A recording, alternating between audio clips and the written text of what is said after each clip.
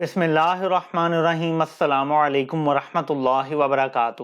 عمران خان آج عدالت پیش ہوئے، ہائی کورٹ میں بھی جانا تھا اور انہوں نے متعلقہ عدالتوں میں بھی جانا تھا۔ تمام کیسز میں ان کو ضمانتیں مل گئی ہیں، عبوری ضمانتیں، کوئٹہ کے قتل کے کیس میں بھی مل گئی ہے راداری ضمانت۔ تو آج کے دن عمران خان اپنا کورٹ کا جو کوٹا تھا وہ بھگتا کے اب واپسی کی طرف چل پڑے ہیں، روانہ ہو گئے ہیں۔ دوسری طرف لاہور میں جن خواتین کو پکڑا ہوا ہے جناح ہاؤس یا کور کمانڈر ہاؤس کے کیس میں، آج ان کا مزید جب ریمانڈ مانگنے کی کوشش کی گئی تو اتنا مزے کا خیز بیان دیا گیا پروسیکیوشن کی طرف سے کہ ہم نے ڈنڈے برآمد کیے ہیں، ان سے اب پیٹرول بم برآمد کرنے ہیں۔ 1 مہینہ ہو گیا تقریباً خواتین کو پکڑا ہوا ہے، اب تک صرف یہ ایک ڈنڈا برآمد کر سکے ہیں اور دہشت گردی کے مقدمے بنائے ہوئے ہیں۔ اس کے ساتھ ملک دشمنی اور غداری کو جوڑا جا رہا ہے۔ تو آپ یہاں سے سمجھ سکتے ہیں کہ کون سا ہٹلر والا ماحول اس وقت پاکستان میں بنا ہوا ہے، اور اسی ماحول کے تناظر میں جب عمران خان سے کچھ سوالات پوچھے گئے، ظاہر ہے کہ وہاں پہ کورٹ رپورٹرز بھی ہوتے ہیں۔ آج کل تو آپ کو پتا ہے کہ فوکس مین سٹریم میڈیا پہ تو نام لینے پہ بھی منع کیا گیا ہے، لیکن پھر بھی میڈیا کو جانا پڑتا ہے، یوٹیوبرز کو جانا پڑتا ہے۔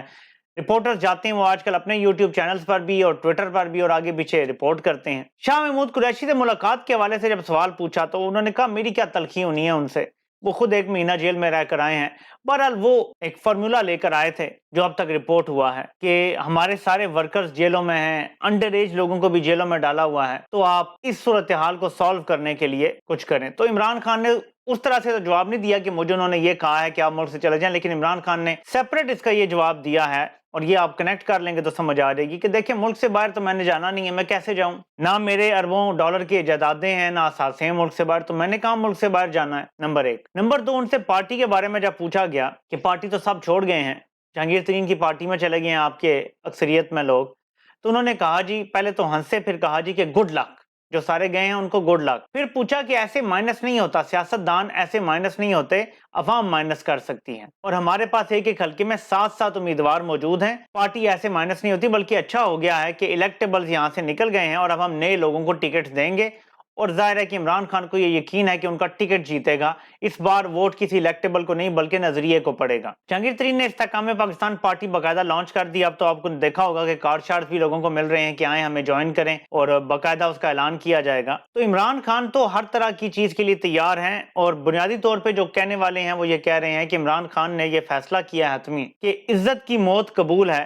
لیکن میں ذلت کی جو ملک بدری ہے یا اور کوئی بھی آپشن ہے وہ قبول نہیں کروں گا، کیونکہ اب یہ بات سامنے آتی جا رہی ہے مزید، جو میں نے کل آپ کو تجزیے کے طور پہ بتائی تھی کہ آپشن 1 2 ہی ہے سامنے، کہ آپ پیچھے ہٹ جائیں، سیاست کو خیر بات کہہ دیں اور حالات ٹھیک ہونے کا انتظار کریں، یا آپ ملک چھوڑ جائیں۔ 2 ہی آپشن ہے نا، ان دونوں کو قبول کرنے سے عمران خان نے انکار کیا ہے۔ دیکھیں عمران خان اکثر اپنی تقریروں میں کہا کرتے تھے کہ ایک بہادر شاہ ظفر کا رستہ ہے اور ایک ٹیپو سلطان کا رستہ ہے، اور عمران خان نے کہا تھا کہ ہمارا ہیرو ٹیپو سلطان ہے، بہادر شاہ ظفر نہیں ہے۔ تو بہادر شاہ ظفر تو چلا گیا، دوسرے ملک جائے گا اور وہاں پہ گمنامی کی موت مار جائے گا، جو نواز شریف ملٹیپل ٹائمز بن چکا ہے۔ اللہ نے اسے ویسے زندگی دی ہوئی ہے، اللہ موقع دیتا ہے انسان کو کہ وہ معافی مانگ لے، لیکن یہ اب ڈیپینڈ کرتا ہے کہ نواز شریف اپنے گناہوں کی معافی مانگتا ہے، اور اس کی معافی صرف اللہ سے نہیں ہے، جو اس نے عوام کے ساتھ کیا ہوا ہے اس کی معافی عوام سے ہی مانگنی پڑے گی، ظاہر ہے پیسہ عوام کا چوری کیا ہوا ہے۔ تو اللہ پاک موقع ضرور دیتے ہیں انسان کو۔ عمران خان نے بہادر شاہ ظفر بننے سے انکار کر دیا ہے اور وہ ٹیپو سلطان کے راستے پر چل رہے ہیں۔ اب میں آپ کو یہاں پہ کنیکٹ کر کے 2 3 چیزیں بتا دوں۔ دیکھیں صورتحال بالکل 1977 سے 79 کے درمیان جو کیا گیا تھا پیپلز پارٹی اور بھٹو کے ساتھ وہی چل رہا ہے۔ جب پیپلز پارٹی نے ری ایکشن دیا بھٹو کے اریسٹ کے بعد اور سارا، تو اسی طرح مار دھاڑ ہوئی، پارٹی توڑ دی گئی، ان کے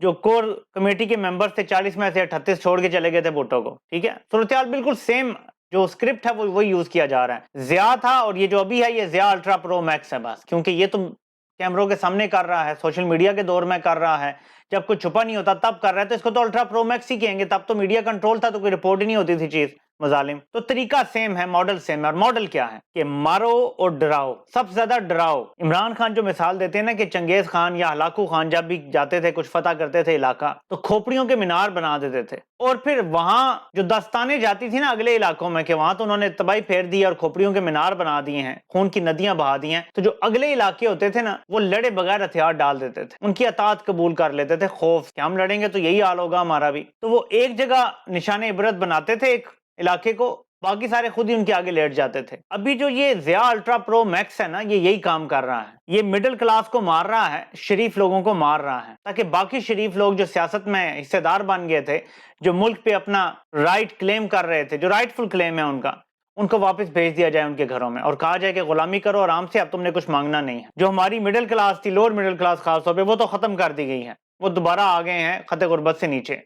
مڈل کلاس کو بھی لوور لیول پہ لانے کا پلان ہے تاکہ ان لوگوں کے پاس ٹائم ہی نہ ہو سیاست میں شرکت کرنے کا, اور ہم ایلیٹ کلاس اوپر سے 1% جو ہیں یہ کنٹرول کریں سارے سسٹم کو. تو یہ سب کیا جا رہا ہے. ایسے میں عوام کے پاس چوائس ہے. جیسے پیپلز پارٹی کو ڈرایا گیا, مارا گیا, سب کچھ کیا گیا, تو جب ذوالفقار علی بھٹو پہ ایک جعلی کیس چلا کے پھانسی دی گئی تو پیپلز پارٹی کچھ بھی ری ایکشن نہیں دے سکی, کیونکہ وہ ڈر چکے تھے, گھبرا چکے تھے. آج بھی وہی سچویشن ہے. آج عمران خان نے کورٹ میں بھی یہی بات کی ہے کہ میرے خلاف سارے کیسز بوگس ہیں, اس لیے اب آرمی کورٹ میں ٹرائل کی بات ہو رہی ہے, کیونکہ کیسز ہی بوگس ہیں. تو ایک ایسی فیک جو کینگرو کورٹ ہوتی ہے, اسی سے سزا دلوانے کی کوشش کی جائے گی. بڑے بڑے وکلاء یہ کہہ رہے ہیں کہ ان کورٹس کی کوئی اہمیت اور حیثیت نہیں ہوگی آئین میں. پشاور ہائی کورٹ میں کیس بھی چل رہا ہے, جو ایک ڈویژن بینچ سن رہا ہے کہ ملٹری کورٹس میں ہو سکتا ہے سویلینز کا ٹرائل یا نہیں. وہ بھی دیکھتے ہیں کہ کس طرح سے مینج کیا جائے گا اور کیا ہوگا. ظاہر ہے کہ ججز آزاد تو ہیں نہیں پاکستان میں, تو وہ بھی فیصلہ اہمیت کا حامل ہوگا, اور اینڈ میں بات پھر سپریم کورٹ میں جائے گی کہ یہ عدالتیں لگ سکتی ہیں یا نہیں. لیکن کیونکہ مزید کوئی کیس نہیں ہے عمران خان کے خلاف ایسا جس میں واقعی پھنسایا جا سکے عمران خان کو, تو ظاہر ہے کہ ایک کینگرو کورٹ کو تیار کی جائے گی اور اس سے عمران خان کو, جیسے کرتے ہیں ہمیشہ بڑے لوگوں کو جعلی طریقے سے سزا دینی ہو تو یا ججز مینج کرتے ہیں یا پوری کی پوری کورٹ ہی کینگرو کورٹ ہو جاتی ہیں. تو عمران خان کو اگر عوام چاہتی ہے کہ بچائے عوام, اور عمران خان کو چاہتی ہے کہ وہ سیاست میں فعال کردار ادا کریں اور اگلے وزیر اعظم بنے, تو اس کے لیے عوام کو اپنے خوف کے بت توڑنے پڑیں گے, ڈر نکالنا پڑے گا دل سے. دیکھیں اکا دکا آوازیں جب اٹھتی ہیں وہ بند کر دی جاتی ہیں. چند سو یا چند ہزار لوگ باہر جائیں گے اور ٹارگٹ کر لیے جائیں گے, لیکن جب آپ لاکھوں کی تعداد میں نکلیں گے آپ کو کوئی ٹارگٹ نہیں کر سکتا. اور نکلنے کا فارمولا میں نے آپ کو بتایا تھا, یہ 9 مئی کے واقعات سے پہلے بھی بتایا تھا کہ یہ آپ کو کیسے ٹریک کرتے ہیں. آپ لوگ جب باہر نکلیں تو اپنا فون اپنے ساتھ نہ رکھیں. ویڈیوز بنانا ضروری نہیں ہے, لیکن اگر فون ساتھ رکھنا ہی ہے تو اپنی سم گھر چھوڑ جائیں, فون فلائٹ موڈ پہ رکھیں, لوکیشن سروسز بھی آف رکھیں فون کے اندر ہر قسم کی, اور ہر قسم کی جو ٹریکنگ ہوتی ہے وہ بھی سیٹنگز میں جا کے آف رکھیں.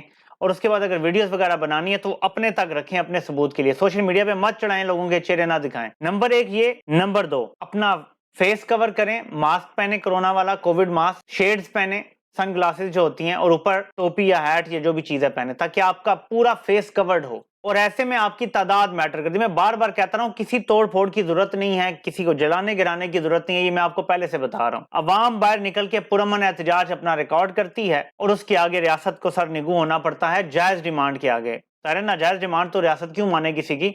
جائز ڈیمانڈ کہ ہمیں فری اینڈ فیئر الیکشن دو اور یہ جو کریک ڈاؤن ہے یہ ختم کرو اور بے گناہ لوگوں کو رہا کرو. یہ ہونا چاہیے. اگر عوام نے یہ نہ کیا اور یہ عمران خان کو گرفتار کرتے ہیں, نظر بند کرتے ہیں اور اس کے بعد کیس چلاتے ہیں کینگرو کورٹ میں آپ کو بتا رہا ہوں کہ ان کا بالکل وہی سکرپٹ چل رہا ہے جو ذوالفقار علی بھٹو کے دور میں چلا تھا, اور اس کو انہوں نے پھانسی دے دی تھی. بلکہ اس ٹائم تو کچھ لوگ جو ہیں وہ یہ بھی جانتے تھے کہ ایکچولی پھانسی نہیں دی گئی, اسی لیے وہاں بھی ان کا کوئی فیملی ممبر اور نہیں تھا, بلکہ رات کو یا ایک رات یا 2 راتیں پہلے تشدد کر کے مار دیا گیا تھا بھٹو کو. یہ پیپلز پارٹی کے جیالے کہا کرتے تھے. ظاہر میرے پاس تو کوئی طریقہ نہیں ہے کنفرم کرنے کا, نہ میں اس ٹائم اس دنیا میں تھا کہ میں کنفرم کر سکوں, لیکن یہ جیالے کہا کرتے تھے کہ بھٹو کو 1 رات پہلے یا 2 راتیں پہلے مار دیا گیا تھا. اس کو سر پہ ٹھڈے مارے گئے تھے بوٹوں کے. تو وہ نازک مزاج بندہ تھا, ظاہر ہے بہادر تو تھا, اس میں کوئی شک نہیں ہے, لیکن نازوں سے پلا بندہ تھا تو وہ برداشت نہیں کر سکا. تو بعد میں پھانسی کا ایک ناٹک کیا گیا تھا, یہ بھی کہا گیا تھا. اس ٹائم کی بات بتا رہا ہوں آپ کو, 90s میں مجھے کسی جالے نے یہ بات بتائی تھی. تو صورتحال یہ ہے کہ اگر عوام کھڑی نہ ہو تو ان کو تو عدالتیں تو نہیں پوچھنے والی, نہ کسی قانون سے یہ ڈرتے ہیں. صرف عوام کی انپریسیڈنٹڈ اسٹریٹ پاور ہے جو یہ غلط کام روک سکتی ہے. ورنہ ایک ایسا المیہ یہاں جنم لینے جا رہا ہے کہ پاکستانی عوام اگلے 100 سال روتی رہے گی. میں آپ کو بتا رہا ہوں, ملک کو بھیڑیوں کے آگے ڈالنے کا فیصلہ ہو چکا ہے اور بلے کو دودھ کی رکھوالی پہ رکھنے کا فیصلہ ہو چکا ہے. ملک کے خزانے پہ جب آپ آصف زرداری اور نواز شریف جیسوں کو بٹھا دیں گے اور چینی چوروں کو آپ بٹھا دیں گے ملکی خزانے پہ, تو رزلٹ کیا نکلے گا؟